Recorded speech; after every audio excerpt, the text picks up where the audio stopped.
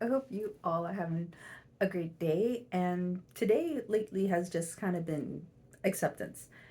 And I'm have to just accept a lot of things right now. Like, I accept that my shoulders don't feel good because I think I was trying to do a little too much training and just sometimes you have to learn to just take it slow and not be overzealous sometimes.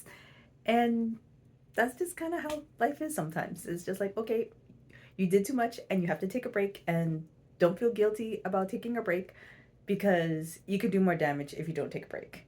I mean, isn't that so interesting that we get so guilty about like when we need to rest and not do anything? Because it's like, I want to work out, I want to be healthier, I want to do more stuff, and then I hurt myself. And then it's like, oh, this is going to slow down my progress and everything. But I'm just like, if I keep doing what I'm doing, it's actually going to end up being worse. So it's just like, okay, maybe we need to take a day or two off, or at least modify doing some other things. It just is what it is. And stuff's just bound to break and go missing and stuff like that. And sometimes you have nice surprises. Like right now, my cat Jill, she's actually sitting here very quietly, purring a little bit. Because normally when I like make a video, she can't decide she wants to be in or out, and she'll sometimes make a lot of noise. But she's actually just sitting very cutely right now, and very in the moment. Well, I guess she's a well, no, she is a cat. Not I guess I know she's a cat, and she's always in the moment because she's a cat. Animals are smarter than us in that perspective because they know how to be always present, while humans not so much. Well, we're learning, and I think one of the great things about having pets is you can learn a lot from them. And yeah, so take this time to accept that you're not always in the present moment, and it's okay. You're not always in the present moment, but it's just like, okay, but I can choose to be in it right now. And that's just kind of the thoughts that I've just been having today. And one of the chores that I don't prefer to do is dishes. And there's always a lot of dishes because I cook and prepare a lot of things. There's just always dishes. Like, I probably do dishes on a good day, maybe 4 times a day. And that also includes drying the dishes just because my sink is so shallow that it fills up really quickly. Like, it'll fill up in like 1 or 2 hours. And it's just like, okay, I have to do stuff. So yeah, it can take me sometimes over an hour to do dishes just because I'm washing and then drying and then washing again, and that leads to more laundry because I always replace my kitchen towels fairly often, especially because I'm using them to dry, moist towels and stuff like that. So like I'm always like replacing them. And that's just kind of the consequences. Like, it's still not my preferred thing. I would love to have a dishwasher. It's not in the cards right now. I mean, that's going to require plumbing and permits probably. I don't know the full thing, and also buying the thing itself too. And so it's just like I just have to accept doing the dishes, and it's just like I feel it's slightly better because I used to hate doing the dishes. Like, I hated dishes. Now it's just like more it's like a annoy it's a big annoyance versus hating. So that's progress and accepting it. And I don't know, I don't know how to change my story that I enjoy the dishes. I like that when the dishes are done and it's great. But the thing is, it's hardly ever done because sometimes I just get exhausted doing the dishes. It's like, okay, I just have to stop. I need to walk away and I can do dishes again because sometimes it's just a lot. Because I cook and prepare a lot of things. Like, I eat very little processed food, like overly processed. Like, I don't do like the microwave meals, or I don't eat a lot from boxes and cans and stuff like that. So most of the stuff I make is like in a pan. And even when I'm making my butter tea and stuff like that, like, ooh, hack for you guys. So as I'm making my butter tea, I'm actually heating it up on the stove. So like I have a little pot that I'm heating it up at. But I have an Oster blender. I think you could do this with some blenders, not all blenders, but there's like a mason jar hack. So I just heat up the tea so it's still warm, not scalding hot, which is also very good because it allows me to be present and watching my tea to make sure it doesn't get too hot and I burn my tongue drinking tea, because that has happened many times. I've burned my tongue many times trying to have tea. And so it's like I'm like carefully watching it. I see the butter slowly melting away. I'm like, okay, let's take it off the heat. Even if I have to sit in the pot for a little while, that's fine. You know, and like the collagen, because I add collagen and stuff in there.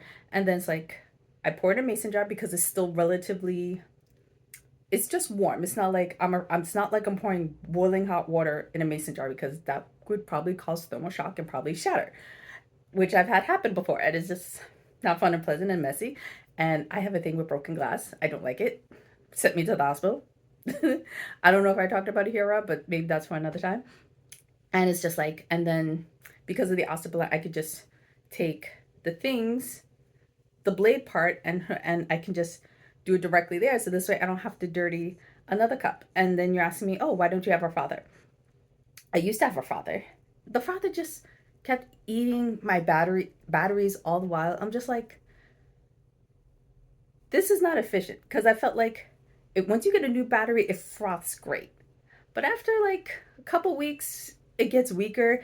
And then at some point, I'm just stirring with it anyway, just shaking it around. And I'm just like, this isn't worth it for me. And then also, if you add a lot of things to it, like the frother just naturally moves slower just because it's thicker. So it wouldn't always froth. So I just decided just using a blender because it's just easier. And yes, it means more dishes. I have to clean the blender part more often, but it's just like, what? It's better than me getting annoyed with the frother. And yes, I've seen like, oh, I was talking to my sisters, like, oh yeah, I could also get like a USB frother so it's always charged. But I'm just like, I like this just because it sets up a routine for me. Because I do need little routines. It's weird. I like need routines and I also can't stand them at the same time. Jill, you want to go out? Oh, no, she wants to go out. Okay. There you go. Okay, you have to decide in or out. And this is a typical cat behavior. They are in between. Oh no, you want to stay? Okay. Oh, you want to go back out now? This is typical cat behavior. Okay. Okay, we're gonna close the door until we're done. Okay. So, yeah, I was talking about, yeah, so it's a nice little ritual for me because I'm one of those weird people that needs routine, but at the same time, I'm so stressed out by routine. It doesn't make sense. I don't know how for it to make sense, but it's like I need routine, but I need spontaneity and allow things to happen. I don't know how to explain it. I don't know. But, it just sets me up. So it's like, okay, that's going. I have to watch it because I'm also like one of those people where it's just like time will just disappear. I'm like, okay, I'm doing this. Oh, I see this thing over there. Let me do that. And it's like 15 minutes later, I have burnt fries, like just doing this. And it's just like, so I have to set kitchen timers when I'm making rice. I don't eat rice often, but when I do, I always have to set timer. Otherwise, I'll burn the rice. Anyway, going back. So I have this nice routine. So it's good because I have like my butter tea. And if you're asking why I don't make bulletproof coffee, I don't like coffee. I love the smell of it. As a kid, I used to love coffee ice cream because my mom would love coffee ice cream. Love the smells of it. Can't stand the taste. And I'm just like, if I have to add so much milk, sugar, syrup, flavorings, so that there's barely any coffee in it, what's the point? Because I was like one of those people, like, there would probably be like in a cup, probably like a few tablespoons of coffee for me to actually have it. And I was like, there's no point in that. And so I don't like coffee. So I don't do bulletproof coffee, but I do butter tea. Jill, are you in or out? And you just have to accept this when you have a cat. Yes, I know, Jill. Okay, so it's a nice ritual and it also makes me very present in the morning. So this way I don't burn. No, because I've never burnt tea. I don't know if you can burn tea. I don't want to find out. But it's just like it makes it so I don't make the coffee too hot that I burn my tongue. And it just sets me up for the day. And that's just how I have to accept things. I've actually been learning more from Jill because Jill eats very frequently because I'm also home. And so she likes eating like every 2 hours. And she's very skinny. She's not a chunky cat. Like we give her wet food, there's fiber and hydrate with it. I tried the catnip tea with her. It just made a mess. She didn't drink it. She just wanted to roll in the water and try not to get wet at the same time as she's high. So you can imagine how hilarious that was. So I've just been trying to eat more often. Not as often as she does because she does eat a lot. I mean, she does nap a lot in the afternoons and she won't move for a couple hours. But I've been just trying to take some cues to just eat more frequently just because, again, I don't have the hunger sensations as much anymore compared when I was younger. And so it's just training myself. Okay, I just need to eat more, get more calories in, and stuff like that. And because some of it's like liquid because I'm at like because the collagen has protein and stuff like that. But I'm trying to eat throughout the day, which is not normal for me. I'm normally not a snacker type person, so but I'm trying to be just to get myself to eat more, and I think that's been helping. So I'm just accepting the fact for right now. I just have to eat this weight in order to get myself to eat more because I need to eat more. And it's just unusual because I've just never really ate this way before, like eating all the time and so frequently. Okay, you want to go now, Jill? Is time's up now? Okay.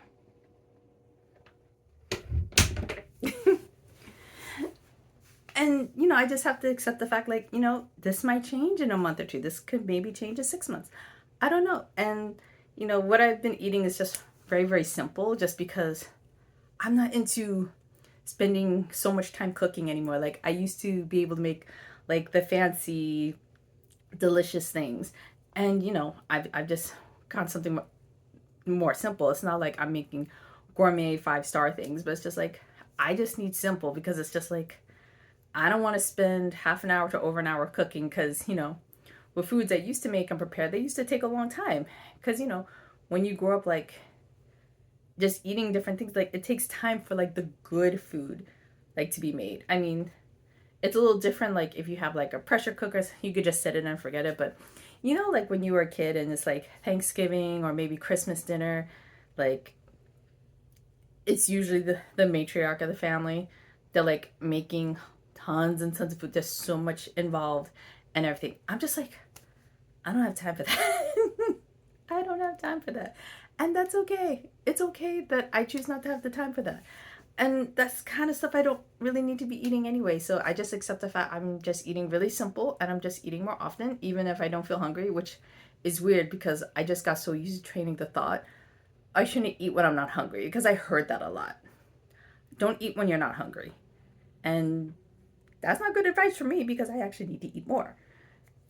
So you just accept things as they are. And it's just like, maybe there will come a day I am eating too much. And if that does come a day, then I'll scroll it back. Or maybe I just have to be more physical with everything I'm doing, like with my workout routines and stuff like that to offset that. I don't know because I've been on both ends of the spectrum where I used to eat a lot, a lot, a lot. And when I don't eat a lot. So I'm just trying to make my way to a nice middle ground to where I'm supposed to be. And I just have to accept the fact that it might take me a little bit of time to figure that out. And that might change as, time goes on because, you don't, your life isn't the same when you're 20 compared to when you're 60. It's just not. You're just doing different things. You're going to eat differently. So, with that, today's the day of acceptance. And what are you accepting about yourself today? Okay.